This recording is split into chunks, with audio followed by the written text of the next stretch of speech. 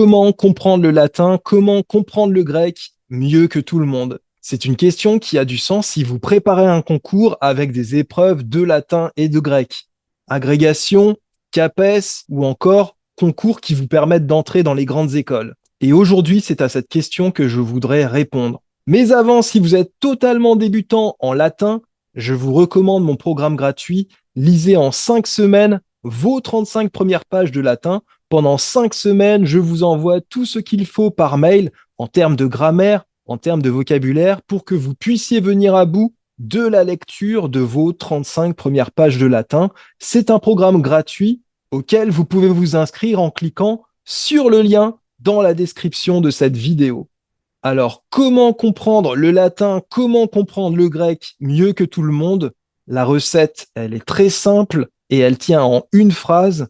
Il faut vous habituer à lire tous les jours beaucoup de textes latins, beaucoup de textes grecs, sans traduction et sans dictionnaire. Et je vous garantis que ça marche. Pour cela, il faut que je vous raconte une petite anecdote. Il y a 15 ans, j'ai été admis à l'École normale supérieure de Lyon. Je n'ai pas été admis sur concours parce que je n'ai jamais passé le concours d'entrée à l'École normale supérieure de Lyon. Je n'ai jamais fait de CAGN de ma vie. J'ai donc été pris là-bas comme auditeur et j'étais le seul de ma classe à venir non pas de classe prépa, mais d'université. Tous les autres, sans exception, venaient de classes préparatoires. Ils avaient tous passé le concours et ils avaient tous soit réussi, auquel cas ils étaient normaliens en titre, soit ils avaient échoué, mais avec des résultats honorables qui leur avaient permis d'être admis comme auditeurs. Et donc, quand je suis arrivé à Normal Sup Lyon, je me suis retrouvé dans une classe avec une dizaine de personnes qui étaient surentraînées, qui avaient de grosses habitudes de travail et chez qui souvent ça tournait très vite là-haut. Pour moi, le contexte était très intimidant. Mais le pire restait à venir puisque lors du premier cours de latin, le prof est arrivé avec un texte latin qu'il voulait nous faire traduire en temps limité et sans dictionnaire.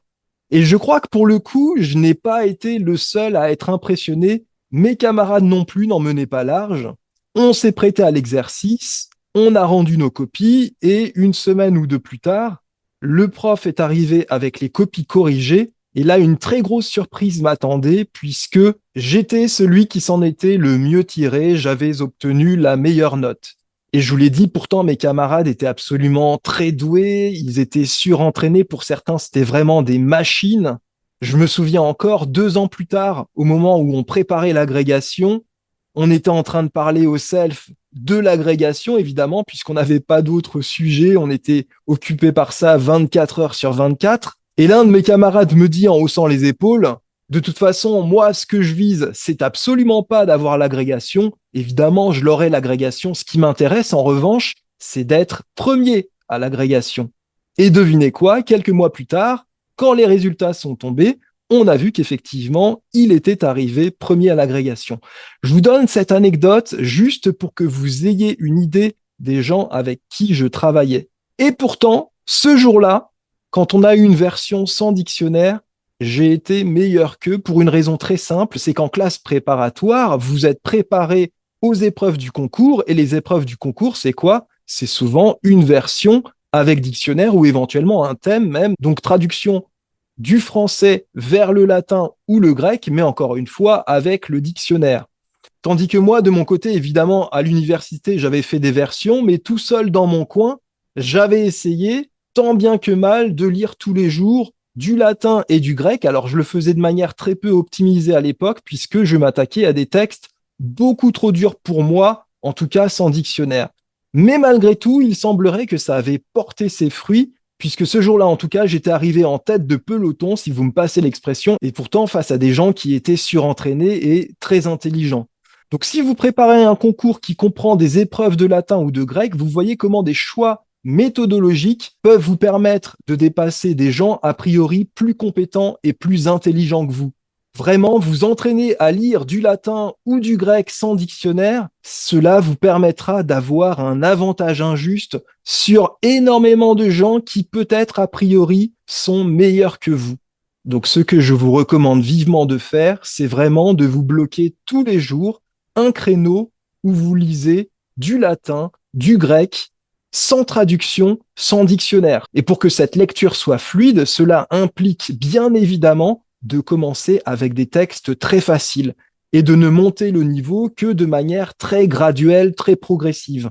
L'idée, ce n'est pas d'emblée de s'envoyer du Cicéron ou du Virgile en latin ou encore du Thucydide en grec. Non, vous allez commencer par des textes souvent qui sont des textes fabriqués, qui ne sont pas des textes authentiques, et petit à petit, vous allez monter le niveau. Mais il faut que vous soyez patient parce que cette compétence, ce muscle que vous allez travailler, vous n'allez pas l'acquérir en une semaine, vous n'allez même pas l'acquérir en un mois. Il faut penser à l'échelle de plusieurs mois, voire de plusieurs années. Donc, ça demande de la patience. Mais je vous garantis que le jeu en vaut la chandelle et que c'est vraiment la meilleure stratégie que vous puissiez mettre en place pour obtenir de bons résultats à un concours. Alors évidemment, ça suppose de s'organiser très à l'avance, de bien anticiper, pourquoi pas 2 ou 3 ans avant ce concours. C'est d'ailleurs ce qu'on faisait à Normal Sup. On était en master, qu'on était déjà en train de préparer sur 2 ou 3 ans l'agrégation, ce qui a permis à toute la classe, l'année de l'agrégation, d'obtenir le concours sans difficulté.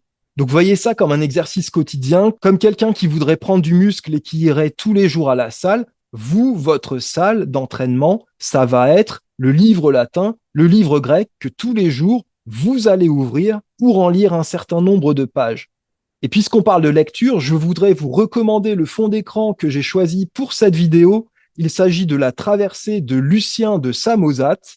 Alors avec cette œuvre, La Traversée ou le Tyran, Lucien nous livre une conversation humoristique entre personnages qui sont morts, exactement comme dans le dialogue des morts.